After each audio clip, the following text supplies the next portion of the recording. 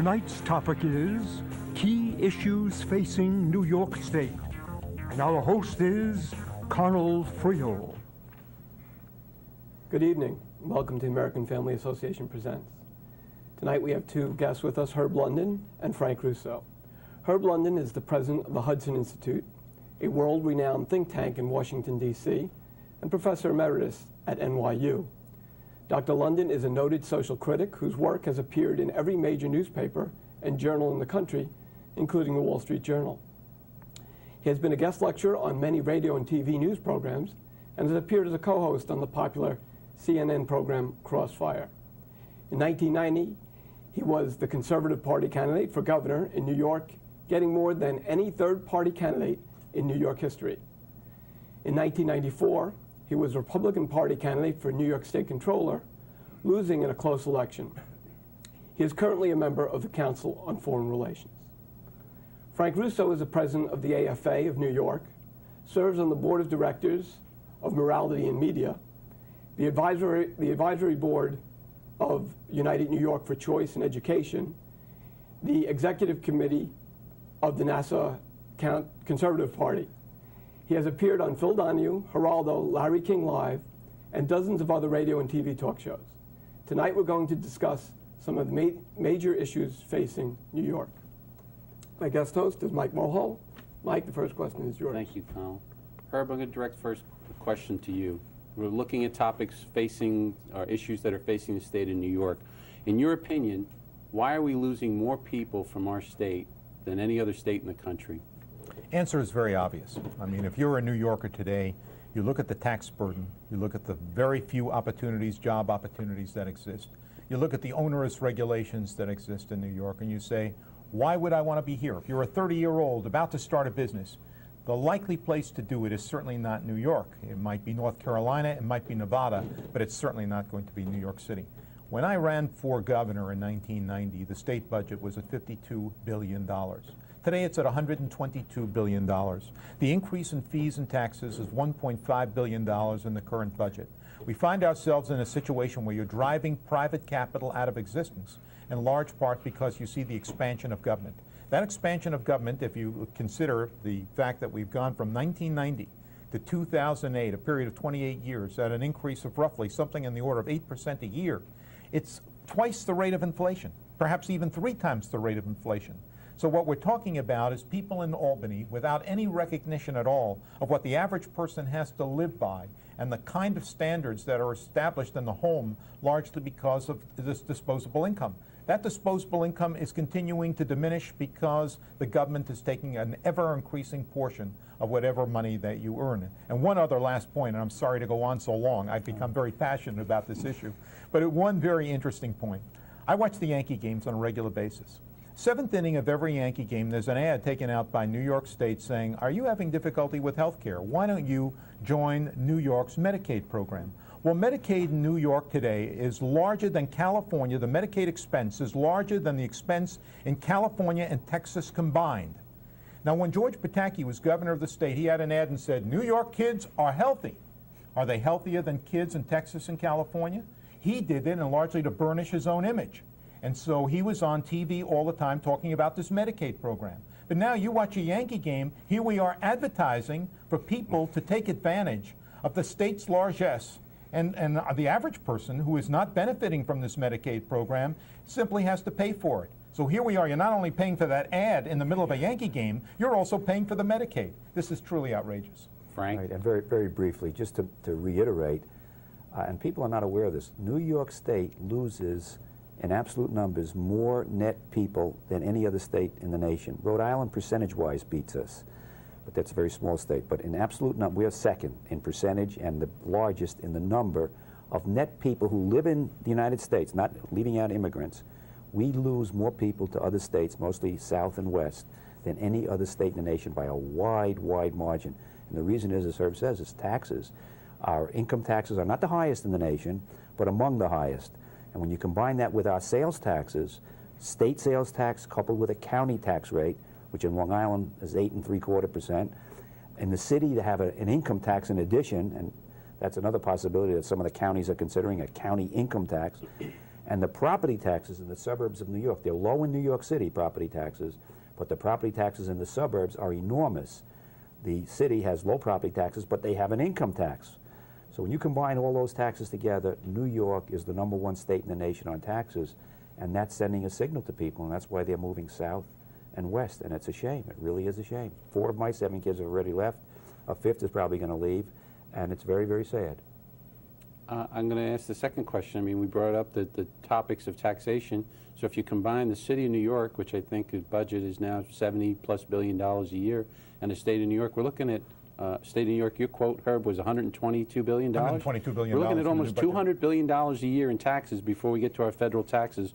What are the major areas that require so much taxation to support our state? Well, you raise a very interesting point. When you get north of Westchester County and you look at New York State and you go to places like Ogdensburg and Olean and small towns in upstate New York, those towns exist solely because of the largesse of state government. There are only 2 industries in those towns, the state hospital and the state penitentiaries.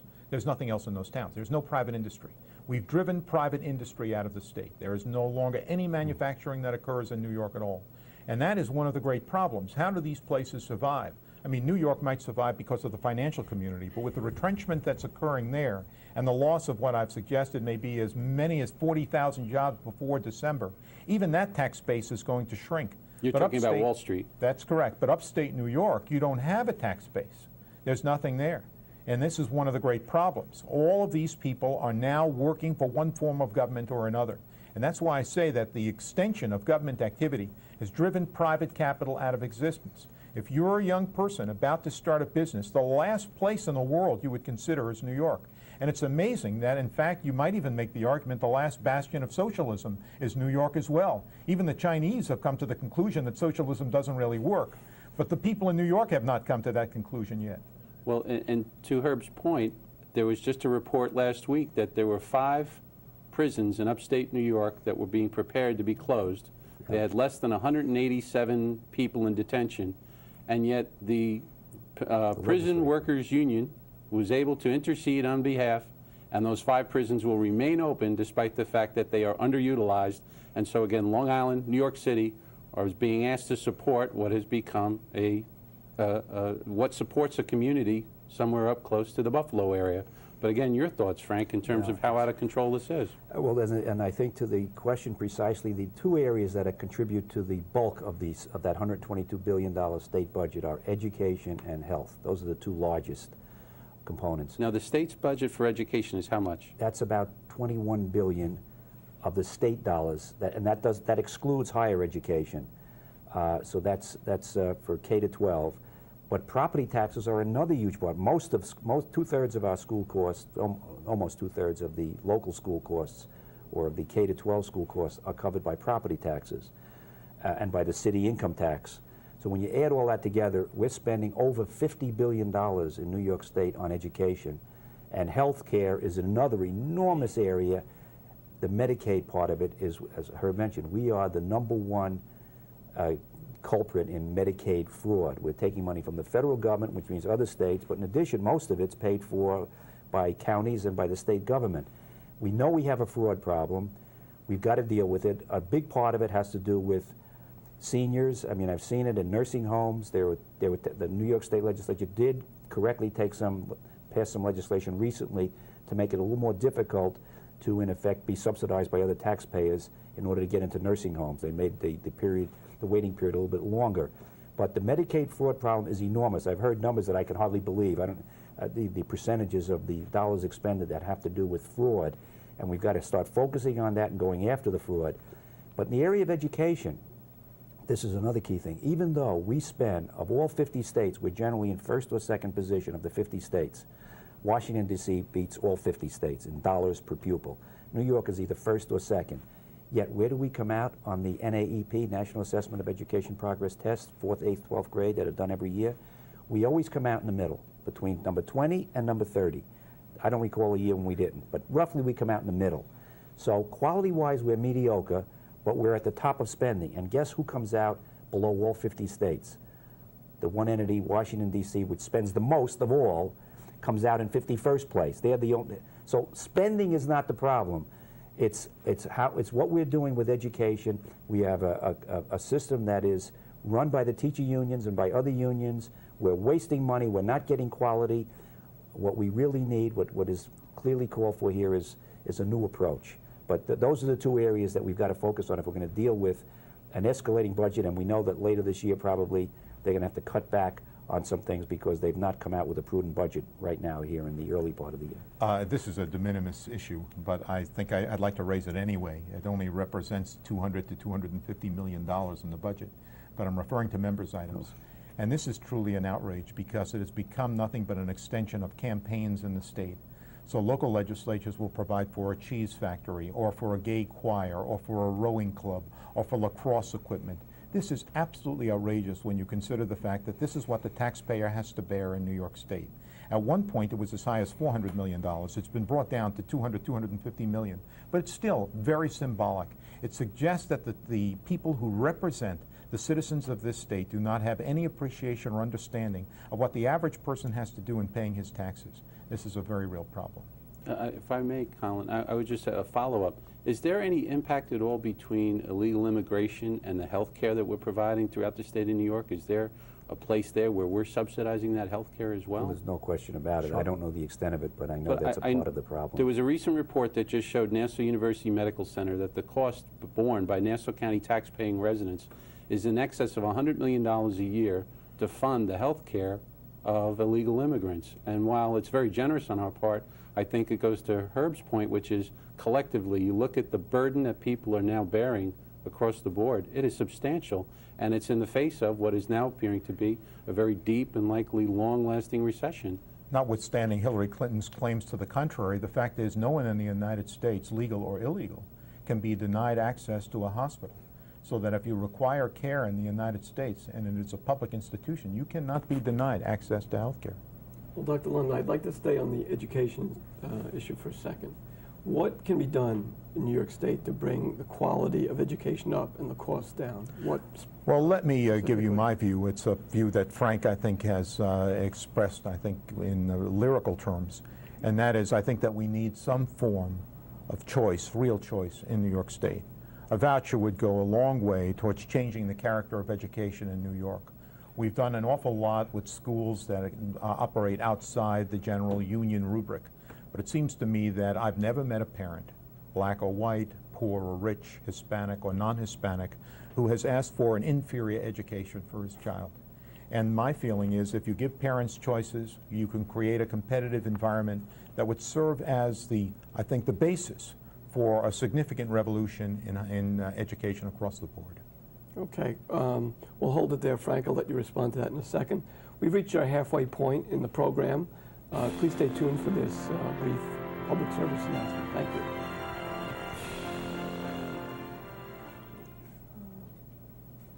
My hero hasn't traveled the world. Doesn't star on her own TV show. Can't sing very well. My hero didn't plan on being pregnant. Put her career on hold. Chose to have and love me. My hero, my mom. If you're facing an unplanned pregnancy, learn more today about parenting or adoption. While there are unwanted pregnancies, there are no unwanted children. My hero isn't able to slam dunk. Doesn't make $1 million a year. Can't rap at all. My hero helped my mom when she was pregnant. Takes care of us. Chose to have and love me. My hero, my dad. If you're facing an unplanned pregnancy, learn more today about parenting or adoption. While there are unwanted pregnancies, there are no unwanted children. Welcome back to the American Family Association Presents. Tonight we're discussing key issues that face New York State. With us tonight are our guests, Dr. Herb London and Mr. Frank Russo. Frank, we were just talking about bringing up the quality of education, lowering the costs in New York State. What ideas do you have in that regard? There are three very solid arguments making the point that Herb just made. This is to give parents, to empower parents and give them choice in education. We have the highest cost in the nation in education, spending about $17,000 per pupil, over $50 billion a year in New York State for our 3 million students in K to 12, not counting higher education. The costs are enormous. It's burdening the suburban property tax payers. It's burdening the state and corporations that have to pay income and corporate taxes. So costs are one thing. Private schools, 90% of the private schools are religious schools. There are, yeah, a lot of ritzy private schools that cost $20,000 apiece. But the religious schools, which are 90% of them, are doing the job for well under half, often a third of the cost of the public schools. That's 65% less than the public schools. Adjust for transportation and textbooks and other, it's always less than half, 90% of our private schools. So we are talking about an enormous savings. And in point of fact, back in 1991, the New York State Legislature, the Senate, had a commission established that was asked to look into issues like this. It looked into various issues of privatization. The single biggest factor they found was in education. If we had a private school choice program which gave parents money, not as much as the public schools, in fact, less than half as much as the public schools get, but give them maybe 40%, a scholarship or a voucher, or call it whatever you want, a tax credit, refundable tax credit, we would save, that was back then, $2 to $4 billion a year. That was 17 years ago. That saving now would be $4 to $8 billion a year in savings. This was the committee established by the New York State Senate in 1991 and reported on it in the New York Times and elsewhere in full-page ads. So we would save a fortune for taxpayers.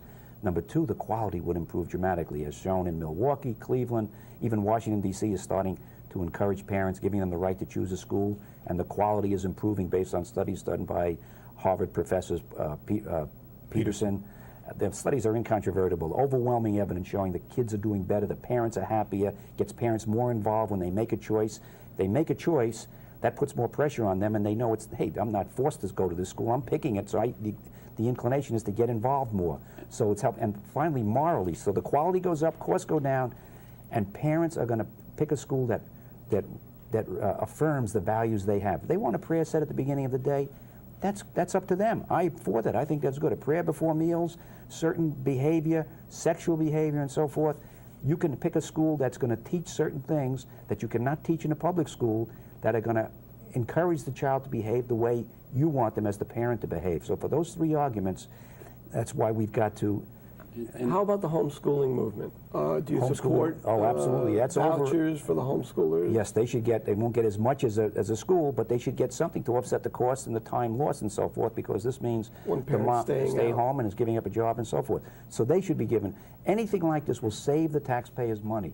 And other aspects, just to quickly respond to that question, to improving quality in the public schools, one of the single biggest things we could do in a cost-neutral way would be to introduce a merit pay system for teachers. Teachers union argue against it. They say, how are you going to do it? They raise these questions. There are many, many ways that can be done. Our own school district is going to start to study this. You get input from students if they're older, from the parents, from the other teachers, from the principals, the assistant principals. There's a way to do this. No, it will not be 100% fair, but it will be 90% fair, and it will encourage all teachers to work harder. It will encourage poor teachers to retire sooner. The students would benefit. Everyone benefits, but we need a merit pay system. And a final thing on the costs, it's only the government unions now, pretty much. All private industry has given up what's called defined benefit pension systems. They've all given them up. Every major company, my company, Verizon, General Motors, all of them, IBM, they've all given it up. Only the government continues to have the taxpayers pay fully for pensions. We've got to start moving to a defined contribution system for teachers, for school union people, for state, county, city. All government workers have got to go to defined contribution so that we leave the taxpayers of this enormous burden. And plus health insurance is the other area. We've got to get to a 50-50 split. Right now, taxpayers are funding anywhere from 80 to 100% of the cost of health insurance, which is enormous, on the order of $15,000 per year per employee. We've got to get to a point where it's split 50-50, because that will also encourage the employees to be more prudent in the kind of health system they want. Maybe they'll have to pick one that's cheaper, but maybe they'll have a higher copay. That's what we need to do. We can't keep giving away these benefits that we started giving away 60 years ago when government employees were making very little. They're no longer making very little, folks. They're making more than private industry, every study shows. I'd like to elaborate on one point, a very interesting point, and that is a comparison between the schools run by the Archdiocese in New York and the public school system. The Archdiocese at one point had about 350,000 students. I think that's about the number of the public school system at about 1 million. The public school system, when it had 110 Livingston Street, which was the nerve center for the public school system, had roughly 1,500 employees.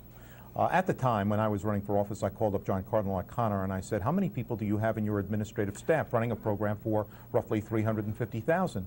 He said, well, hold on one second. So I figured he was going to give me an answer based on some research. He went down the corridor and said, 1, 2, 3. There were 13.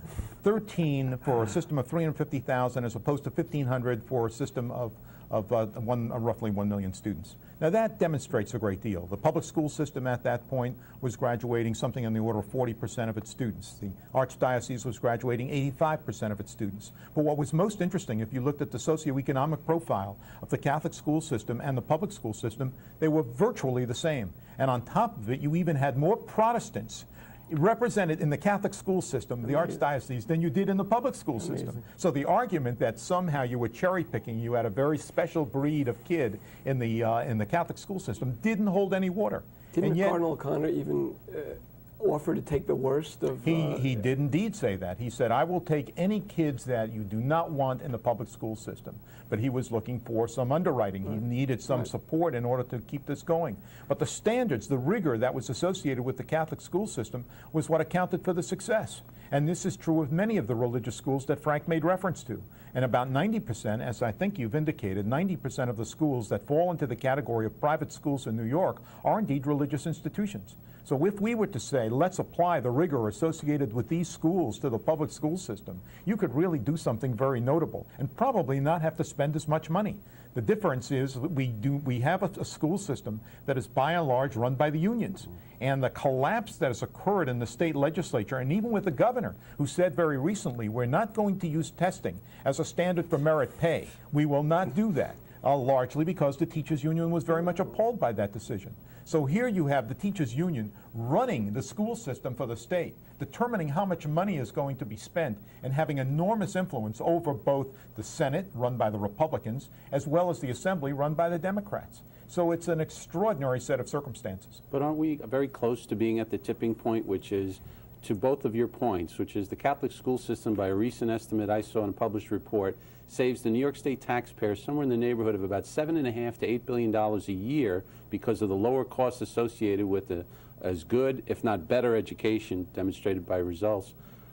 Aren't we at the tipping point now when we're reading about the Catholic school teachers union going on strike because they're substantially getting lower pay, and at the same time we're close to that tipping point which says that the Catholic school system will no longer exist and the taxpayers will have to bear an even greater burden to support a union state. You're absolutely right. If we don't provide assistance to the parents so that they could afford the tuition, and the tuitions we're talking about are always less than half the cost of a public school education.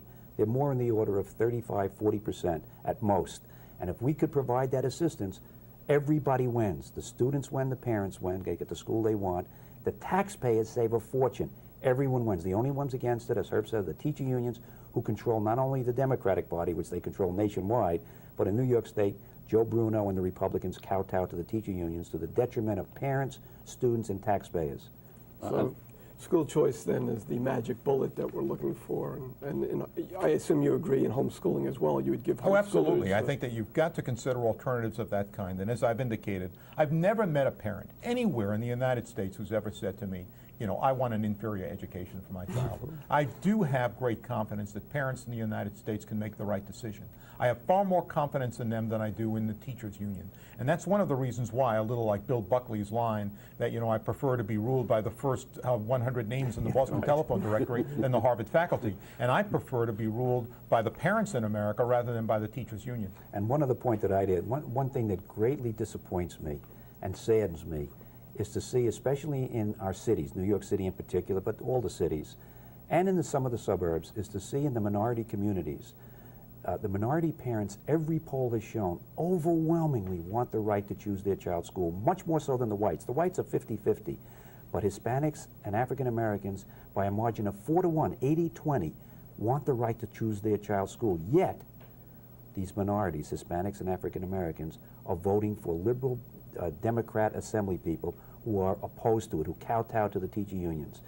And that bothers me, that I'd like to see the minority communities wake up to the fact that they want a good education for their children. They don't want handouts for their kids. They want their kids to have a fair shot at a good education, and that means they've got to be able to pick the school they want, not forced into some public school that's going to do a horrible job.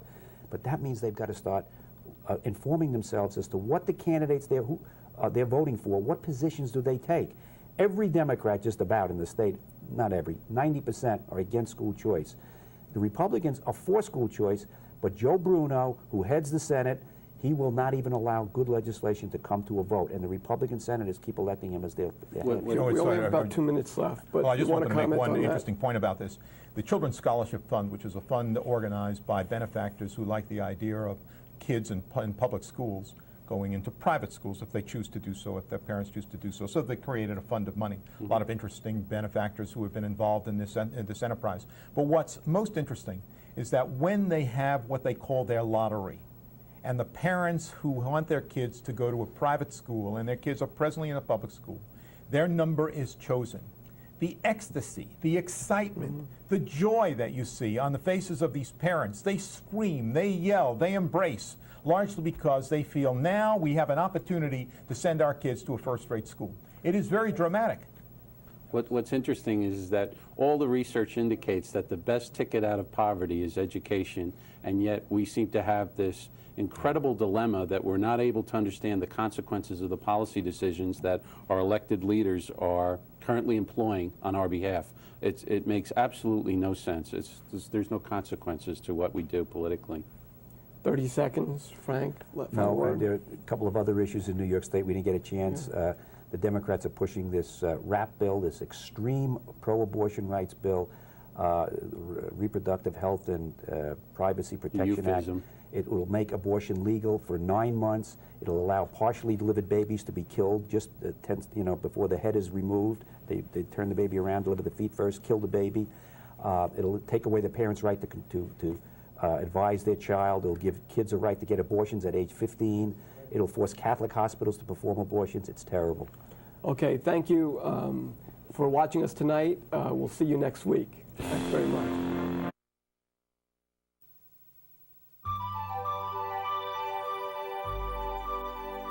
When the pressures of the day are over and the last obligation has been met,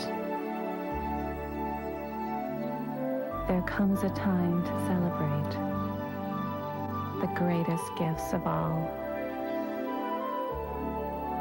To rediscover the joy of your children, call 1-800-A-FAMILY at Focus on the Family.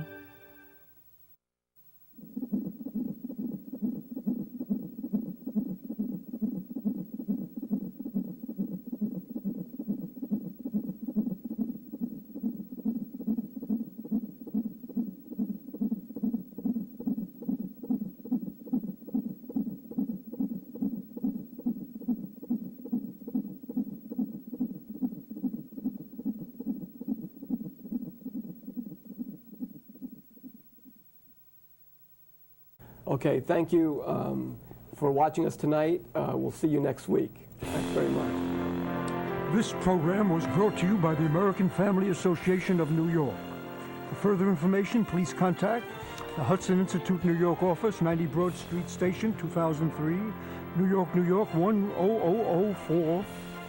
Telephone 212-232-8722. If you'd like to receive AFA's free newsletter, write us at P.O. Box 203, Port Washington, New York, 11050, or call us at 516-944-3544. Our newsletter and TV schedule are on our website at www.afany.org. Your comments are welcome, and thanks for being with us.